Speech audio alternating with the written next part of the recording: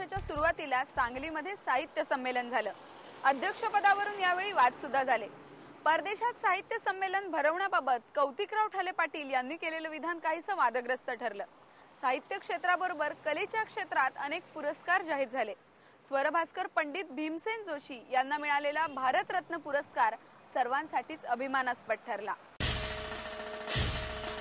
मराठी सांस्कृतिक विश्वाच्या नववर्षाचा घंटानाद होतो साहित्य संमेलनाने। यावर्षी तो झाला सांगलीला आणि त्याचे उत्सवमूर्ती होते ज्येष्ठ समीक्षक म.द. हातकणंगलेकर। पण आधी संमेलनात आणि नंतर मीडियात मिरवलं ते साहित्य महामंडळाचे अध्यक्ष कौतिकराव ठाले पाटील। त्यांनी आधी यशवंतराव चव्हाणांना टार्गेट केले आणि मग ते आपली एक एक टार्गेट पूर्ण करतच गेले। पहिल्यांदा त्यांनी 82वा साहित्य संमेलन थेट अमेरिकेत भरवायचं ठरवलं। त्यावरून महाराष्ट्रात खळबळ उडाली। मग त्यांनी त्याचं बारसं पहिलं विश्व मराठी संमेलन असं केलं। शिवाय त्याच्या अध्यक्षपदी गंगाधर पानतावणे या अजातशत्रू समीक्षकाची निवड करून अनेकांना गप्प केलं।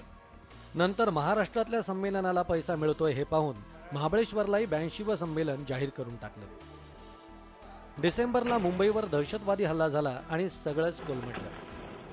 या संमेलनाच्या महाभारताशिवाय मराठी साहित्य विश्वातल्या महत्त्वाच्या घडामोडीत उल्लेख करावा लागेल तो दिवाळी अंकांच्या शताब्दीचा।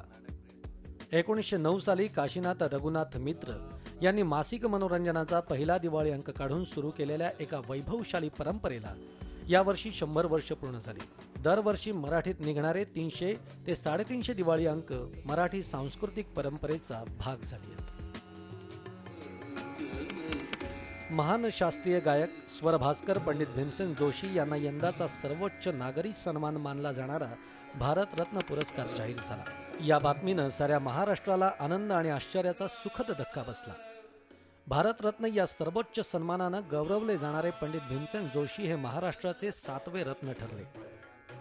हा सन्मान म्हणजे भारतीय अभिजात संगीताचा सन्मान असल्याचं पंडितजी म्हणाले।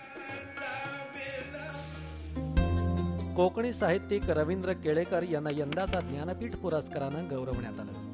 गेल्या अनेक वर्षांपासून ते कोकणी भाषेचा दर्जा सुधारावा आणि ती भाषा जनमान्य होण्यासाठी सातत्यानं लिखाण करून उत्तम कोकणी साहित्याची निर्मिती केळेकरांनी केली होती। त्यांचा या पुरस्काराच्या रूपानं सन्मान झाल्याचं त्यांनी सांगितलं।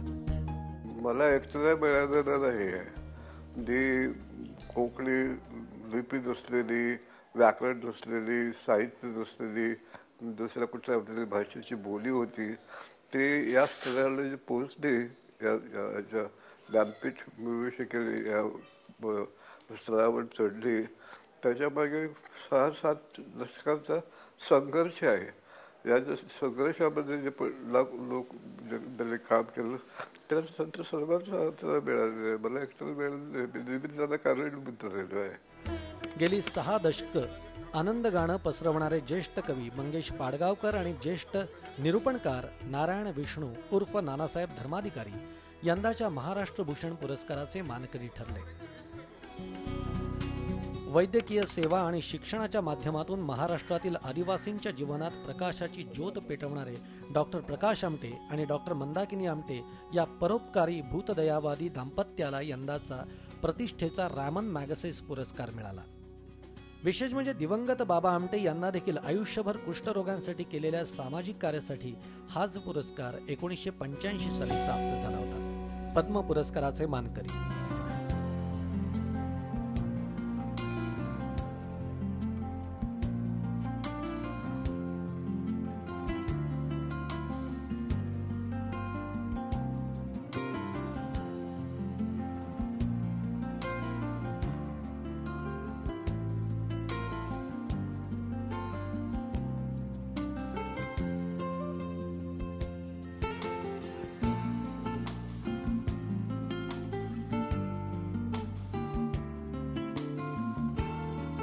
साहित्यातल्या या मुसाफरीनंतर इतरही क्षेत्रातल्या घडामोडी आपण पाहणार आहोत। पण आता घेऊयात एक ब्रेक। पहा फक्त IBN लोकमत।